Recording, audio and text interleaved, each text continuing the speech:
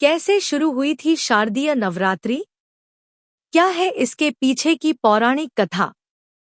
शारदीय नवरात्रि की शुरुआत 3 अक्टूबर 2024 से होने वाली है। इस दौरान 9 देवियों की पूजा की जाती है और व्रत रखा जाता है। क्या आप जानते हैं कि इसकी शुरुआत कब से हुई थी और कैसे हुई थी? इस त्योहार के 10वें दिन को विजयादशमी के रूप में जाना जाता है।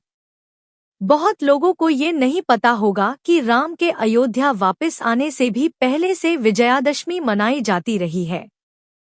साल 2024 में नवरात्रि की शुरुआत होने जा रही है। इसमें कुछ दिन ही बचे हैं। इस दौरान 9 दिनों तक देवी स्वरूपों की पूजा की जाती है।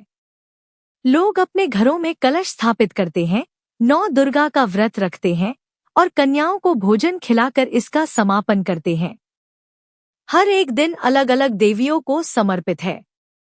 नवरात्रि की शुरुआत श्राद्ध के खत्म होने के बाद से ही हो जाती है। इस बार ये 3 अक्टूबर से शुरू हो रहा है।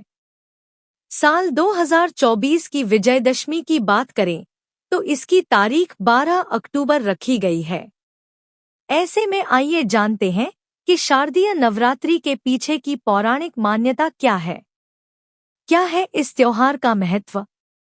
नवरात्रि का पौराणिक महत्व है और ये समय मां दुर्गा की आराधना के लिए सबसे श्रेष्ठ माना जाता है।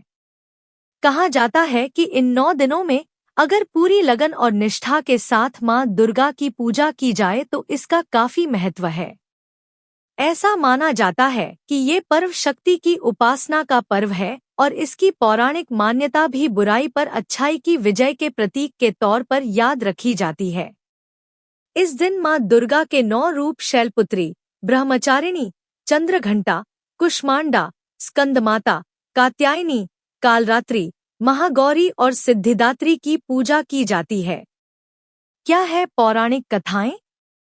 आश्विन महीने की प्रतिपदा तिथि से लेकर 10वीं तक शारदीय नवरात्रि का पर्व बड़ी धूमधाम से मनाया जाता है। इस दौरान दुर्गा मां के भक्तों का अलग ही उत्साह देखने को मिलता है। इससे जुड़ी 2 कथाएं प्रचलित हैं। पहली कथा मां दुर्गा से जुड़ी है तो वहीं दूसरी कथा भगवान राम से जुड़ी हुई है। पहली कथा की माने तो एक बार महिषासुर नाम का राक्षस हुआ करता था जो ब्रह्मा जी का बहुत बड़ा भक्त था।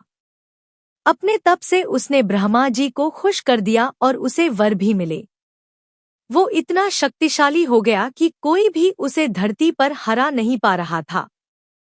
तब मां दुर्गा का रौद्र रूप सामने आया और उन्होंने 10 दिनों तक चले भीषण युद्ध में महिषासुर को 10वें दिन मात दे दी। इसके बाद से ही इस दिन को विजयदशमी के नाम से मनाया जाता है। दूसरी कथा क्या है? दूसरी कथा की बात करें तो ये भगवान राम से जुड़ी है और ज्यादा प्रचलित है। रावण को हराने के लिए भगवान राम ने मां दुर्गा की उपासना की थी और 9 दिन तक नवरात्रि का व्रत रखा था। इसके बाद उन्होंने रावण को हरा दिया था। इस दिन को बुराई पर अच्छाई की जीत के रूप में मनाया जाता है। कहा जाता है कि जब धरती पर दानवों का अत्याचार बढ़ जाता है तो फिर उसे रोकने के लिए मां शक्ति स्वयं आती हैं और जगत का कल्याण करती हैं। नवरात्रि के मौके पर जगह जगह पर माता का पंडाल लगता है और कीर्तन होता है।